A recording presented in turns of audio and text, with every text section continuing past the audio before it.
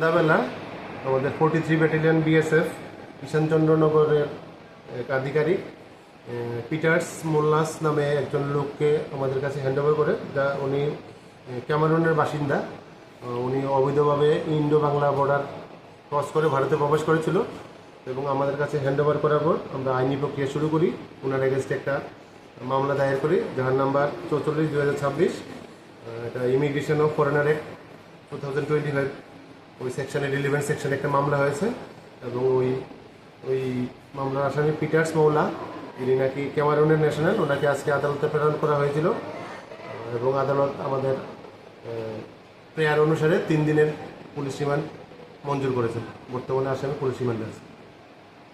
সন্ধ্যাবেলা আমাদের 43 battalion BSF ঈশানচন্দ্রনগরের এক আধিকারিক পিটার্স মোল্লাস নামে একজন লোককে আমাদের কাছে হ্যান্ডওভার করে, যা উনি ক্যামেরুনের বাসিন্দা।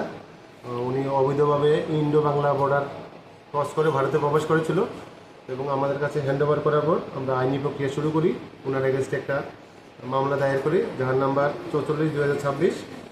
এটা ইমিগ্রেশন অফ ফরেনার অ্যাক্ট 2025 ওই সেকশনে, রিলিভেন্ট সেকশনে একটা মামলা হয়েছে এবং ওই মামলার আসামি পিটার্স মৌলা, ইনি নাকি ক্যামেরুনের ন্যাশনাল। ওনাকে আজকে আদালতে প্রেরণ করা হয়েছিল এবং আদালত আমাদের প্রেয়ার অনুসারে 3 দিনের পুলিশ রিমান্ড মঞ্জুর করেছেন। বর্তমানে আসামি পুলিশ রিমান্ডে আছে।